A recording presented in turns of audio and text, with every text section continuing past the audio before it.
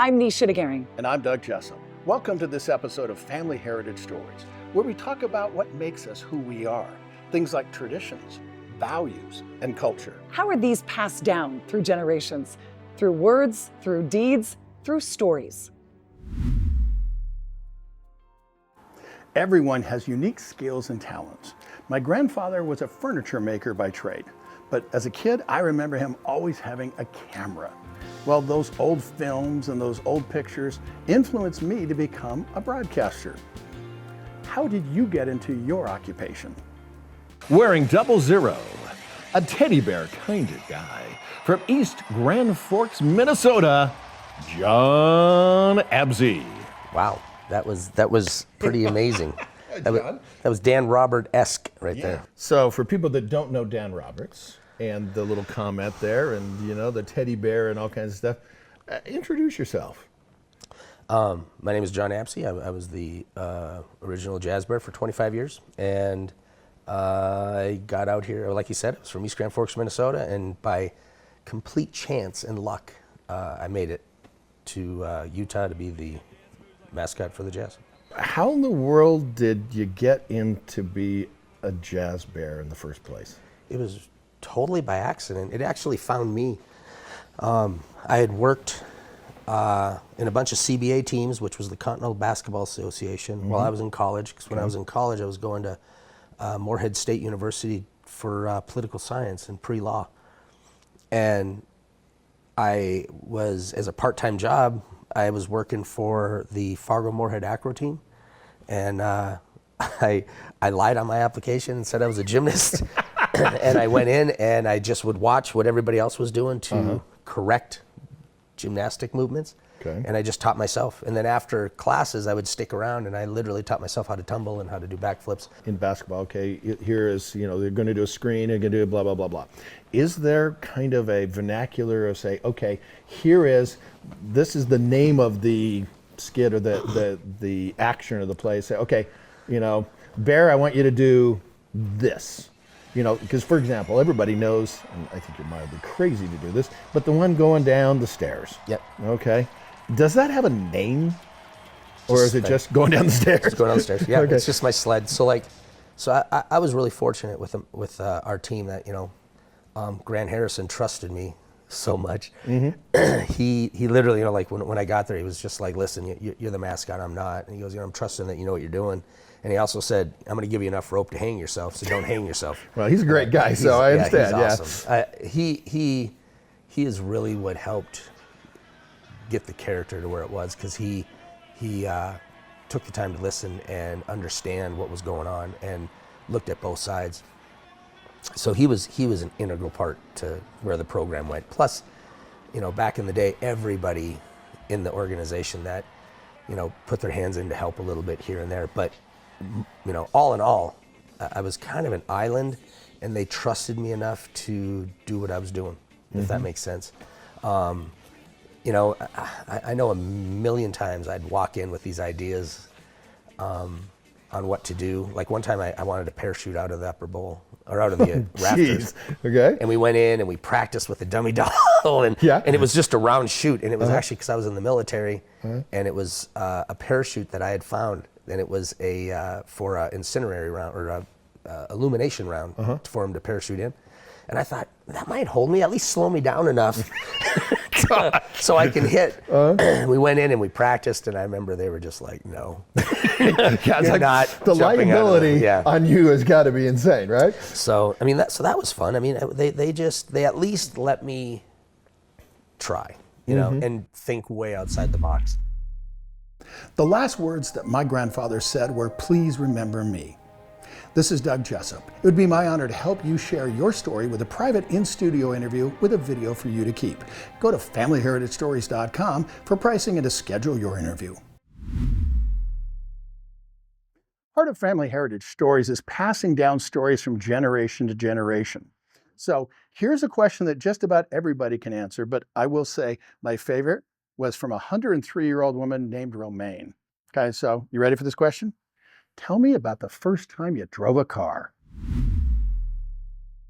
Upon arriving in the city of Avalon on Catalina Island, we got on a modified military Humvee and took a tour of the town of about 4,000 full-time residents with Andrew Quintana of the Catalina Island Company. You can call me Andrew, Andy, Driver, Drew, you, hey you, or Bison. More about the name Bison later. The Wrigley family, yes, the chewing gum folks, acquired the majority of the Catalina Island Company in 1919, built a house and invested millions of dollars in the island.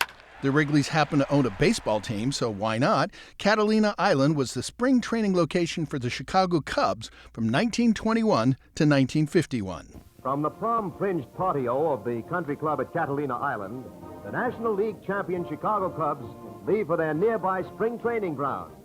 In the 1970s, the Wrigleys donated 88% of the land to the Catalina Island Conservancy for preservation. The island normally gets around 11 inches of rain per year. This year, they got more than double that number, which makes for an incredible, beautiful landscape. Excellent. You're near 20 million people right now, because from Santa Barbara County. The mountain road dates back to 1897. It was originally a 6-foot wide dirt road for stagecoaches. Our Hummer was 8 feet wide, counting the mirrors. The island is home to plant life you won't find anywhere else. We stopped and checked out a special variety of rosemary that looks a lot like dill that grows along the trail. Incredible fragrance. What you're going to do is you're going to crush it in your palm. Our tour was touted as an eco-tourism ride. It's interesting to find out that the local restaurants donate their used cooking oil that's then converted into biofuel right there on the island and used to run the Hummers. Charlie Chaplin used to be a pilot that would fly his guests to the island. Well, the Island Company, we do these tours out here that take us into areas where you can come across wild North American bison. They are scattered throughout this island. There's only about 100 roughly around that number out in the hills, and it's always kind of a roll of the dice. It's like whale watching. You can't promise them, but they are there sometimes. So when we come across them, people don't yell Andrew, they yell bison. And so kind of a nickname now. Fortunately, we didn't find any bison while we were on our Hummer ride, but we did find one at the airport. Catalina Island, from Long Beach to Catalina Island, it's 26 miles, which is the same distance it would take to go from downtown LA to Disneyland. There's 20 million people in Southern California, and they're all on the freeway. But you come out here to the island, it's a different world.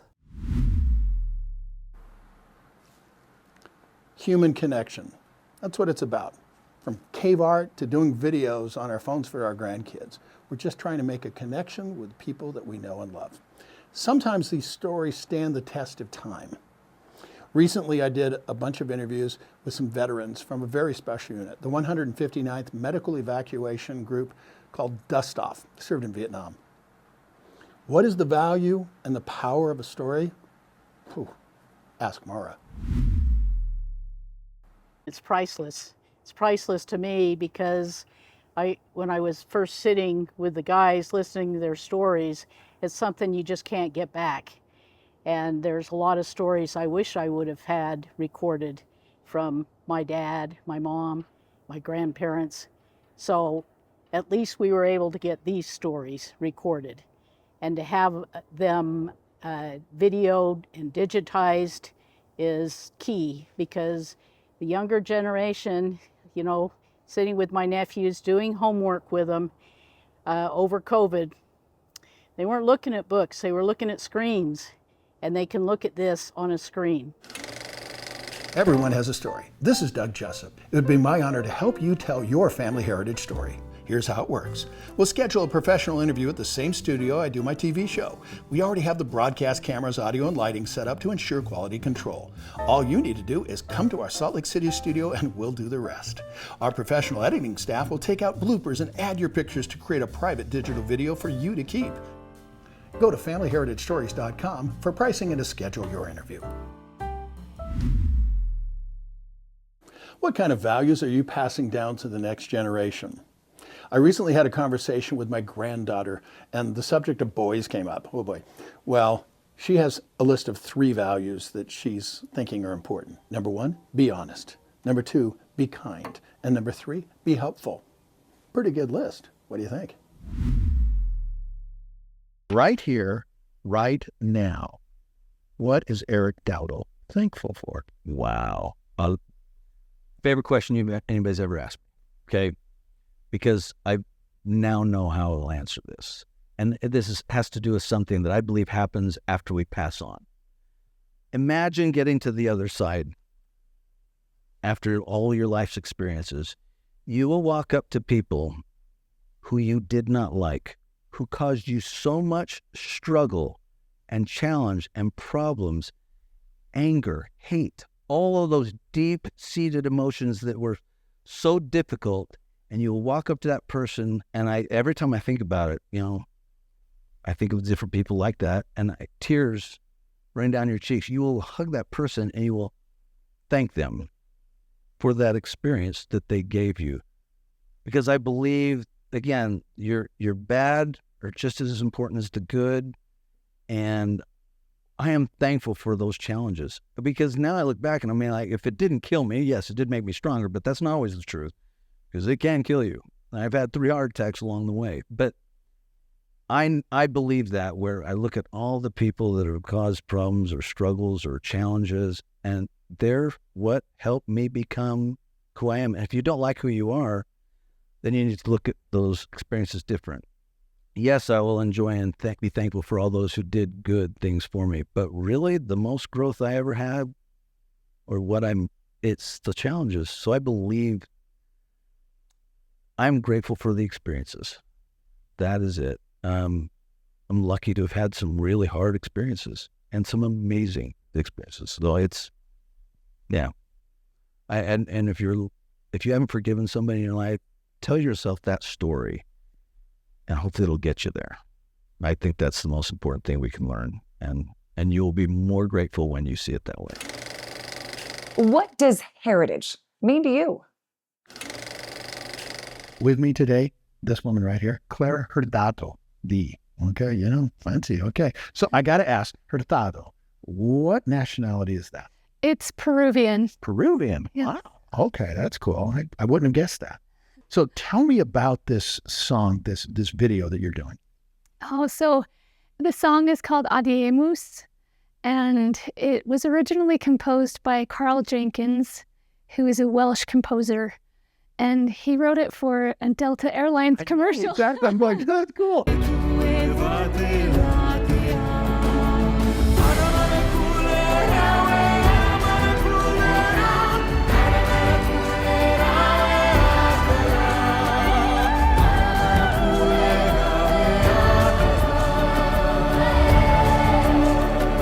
So yeah, when I mentioned the world music aspect that we wanted to capitalize on when we chose that song, but partly why I was interested in that is because of my Peruvian heritage.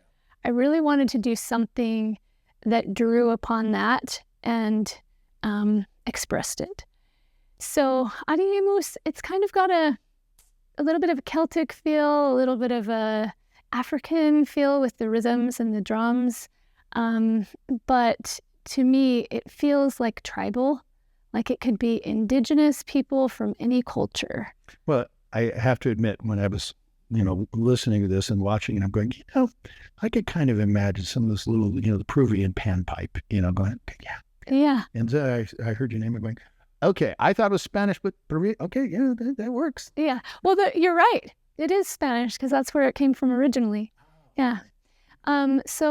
Yeah, and as we were preparing to film the video, we had these beautiful girls in the children's chorus, and I was trying to figure out, how are we going to costume everyone? What kind of feel do I want? And I kept going back to Peru and other cultures, but I really felt like I can take ownership of that because it's part of me, and without offending any cultures. So we found some clothing, some authentic Peruvian clothing for these girls, and the woodwind player Darren Bradford, he's playing an authentic flute from Peru called a quena. And then just randomly, I was running a 5K, and afterwards there was a petting zoo and there was a alpaca. Of course there was. Yeah. So I met this cute alpaca. It actually kissed me on the lips. I was like, this is the funniest little animal. But I talked to Cameron, the director, and I said, hey, Cameron, is there any way we could get some alpacas for our video? Well, I do have to admit, Zach, the camera guy, he did ask, hey, Doug, are they going to bring any alpacas today? It's like, Oh, I should have asked because I bet that they would have loved to come. next time. Yeah, these little alpacas, Mac and Cheese, are so affectionate. Okay. They're adorable. And it was, it's hard to say because I think my voice was conducive towards that, but I also started singing in an opera chorus when I was 6 years old. Oh, wow. Okay. So I had those opportunities. And then as I got older, I branched out and I did a lot of choral music and a lot of musical theater and things, but it was kind of like, well, you can do this. You can do the high coloratura stuff. So, and my heart was in it too. Once I got past that stage of thinking it wasn't cool. Mm-hmm. I warned you. I warned her. Okay, so don't think I'm being mean. Okay, a little command performance here, okay? One of my favorite pieces in Italian is this song where there's this young lady and she's just begging her father to help her get connected with her sweetheart. Okay, you know which one I'm talking about? Yeah. Okay, you want to tell a little bit about what it is, and then I'm going to ask you to sing some of it, okay? Okay, thanks. So the opera is Gianni Schicchi, and the character's name is Lauretta. She's in love with Rinuccio, and his family is in the middle of this crazy battle over his uncle's will. Wozo Donati. It takes place in Florence. I don't know how much detail. Just plan on editing all that out. What's it called? Okay, What's the song? So the song is called O mio bambino caro from Gianni Schicchi. And Lauretta is begging her father to let her marry her true love. And she threatens that if he doesn't do it, she's going to take herself to the Ponte Vecchio, which is a famous bridge, and throw herself in the Arno. Yep. Okay. So, ladies and gentlemen, okay, little sample right here, right now. Okay, it's coming. O mio bambino caro, mi piace bello,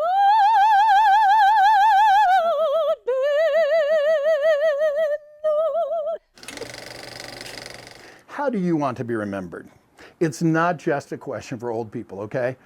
I remember in junior high, we had a writing assignment to write down our own obituary. A little macabre, but at the same time, I understand now what they were trying to do.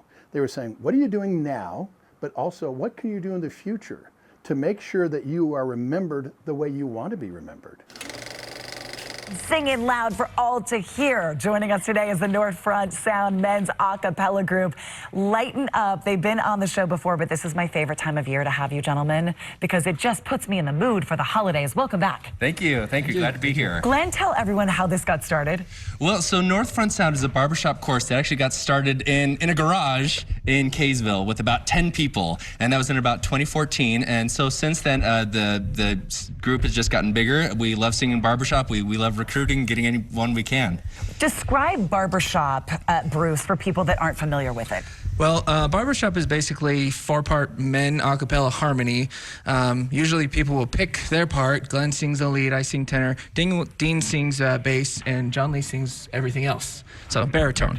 And usually the songs are usually fairly simple, but they go back to the old shave and a haircut type of, that's what I call it, barbershop. And so that's basically what it is, 4-part men's a cappella, close harmonies, and then you really like to hear that resonance, and it's really quite difficult, but it's just so much fun. We've been doing this for a while. Dean works with all of us here at ABC4. I had no idea you had such an incredible voice. Why did you want to be part of the group, Dean? Well, it's the biggest part is it's a lot of fun. I mean, we have a blast singing together. And we have this big group of guys that are amazing fun to guys. Amazing guys that are fun to hang out with. Were you friends to begin with? Not really. Like all 4 of us met at the chorus. Yeah. I found it. I moved to the area and just looked online, and it's one of the chapters of the Barbershop Harmony Society. So I thought, well, I haven't sung barbershop in a while. Found it, started going, and met up with this great group. Because John, you all have day jobs. What's yours? I'm actually a dentist in Clinton. Are you really? Yeah. And Dean, I know where you work. Yeah. Bruce, what about you? it's no secret. I work as a handyman, actually, all over Davis and Weber County. Okay, and Glenn? I'm a therapist. Are you really? Yep, mental health therapist, so. Okay, how does this help your mental health, gentlemen? Is singing good for the soul? It really is, and they've done scientific studies. When it comes to singing, it works with so many endorphins. You use several parts of your brain, so I've got to remember the words, I've got to remember my notes, I've got to be in sync, with my fellows here. Okay, what happens when you're not in sync? Do you give each other a look? Sounds bad.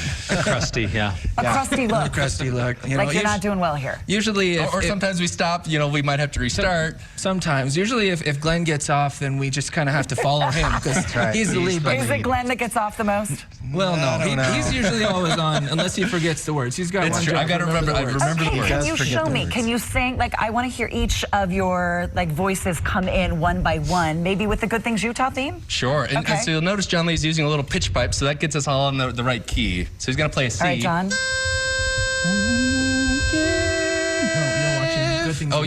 There we go. See, words. I got to remember the words. Okay. You're watching good. Oh, wait. To hear all the okay. tones. One by one. Thanks, Glenn.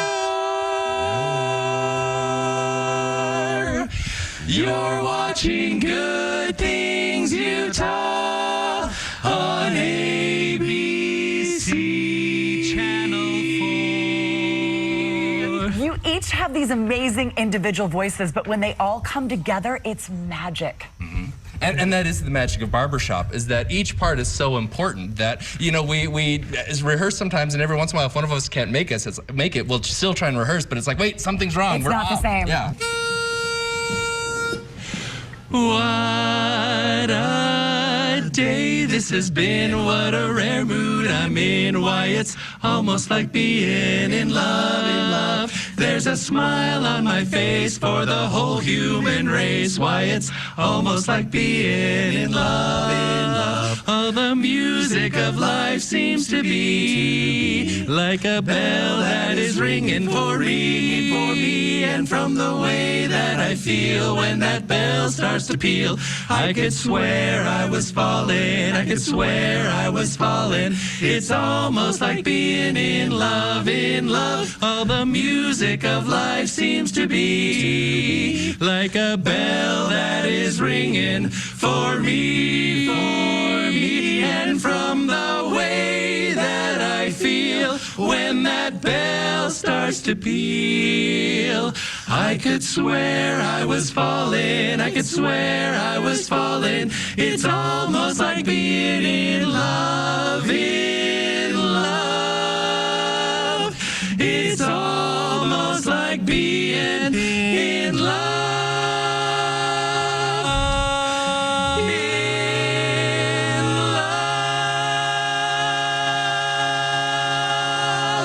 Let me call you sweetheart, I'm in love with you.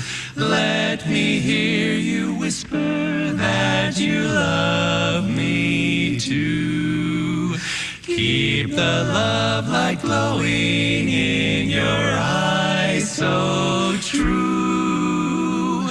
Let me call you sweetheart, I'm in love with you,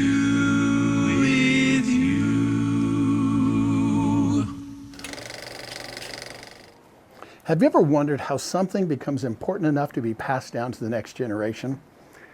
There's a friend of mine, he's a rare book collector. He showed me his first edition King James Bible. Pretty impressive, okay? But then he walked me to the other side of the room and handed me a packet of papers and said, if that was our generation's treasure, what would be the future generations? Well, that pack of papers was a reading script for a movie later known as E.T. That is a Treasures Remembered. It's time for a conversation with Brandon Fugel.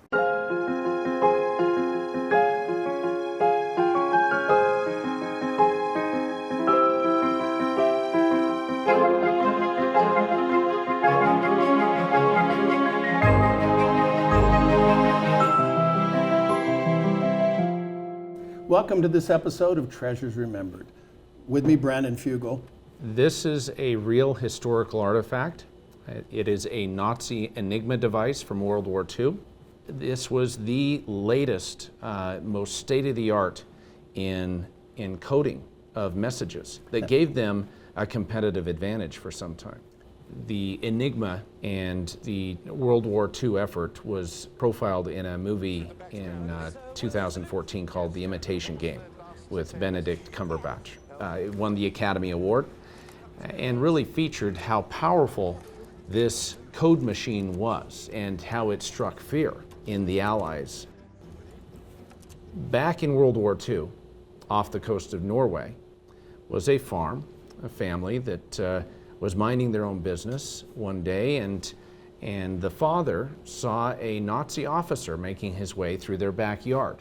Had the family rush into the cellar to hide, and saw this officer apparently go into the barn, and after a few hours of waiting in the cellar and hoping that this officer would leave, they came up and went out to the barn, found that he was not there, but up in the loft, hidden behind bales of hay, was what he described to his family as a typewriter.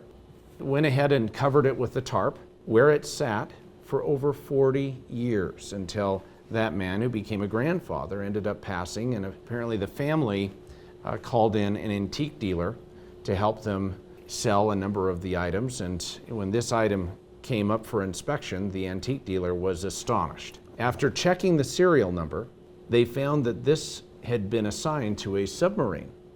Apparently, when that submarine came up lost, they assumed that all of the equipment, including the Enigma on the submarine, was gone as well. Little did they know that it had escaped ruin. The code that was last inserted, which is shown by the pins here, is still in place. So it is conceivable that an expert could actually pull up the original code that was being sent when this device was last used on that Nazi submarine, and is a reminder of really the sacrifice of so many to break the codes that were enabled by this cipher generating machine. Objects with stories are treasures remembered. What makes you smile? Spry mouthwash helps me smile. I think it might help you too. It's our honor to be able to help people remember where they came from. If stories are not passed down from generation to generation, they become lost. And it's as if these people never lived. How do you want to be remembered? With another episode of Family Heritage Stories, I'm Doug Jessop. And I'm Nisha DeGaring.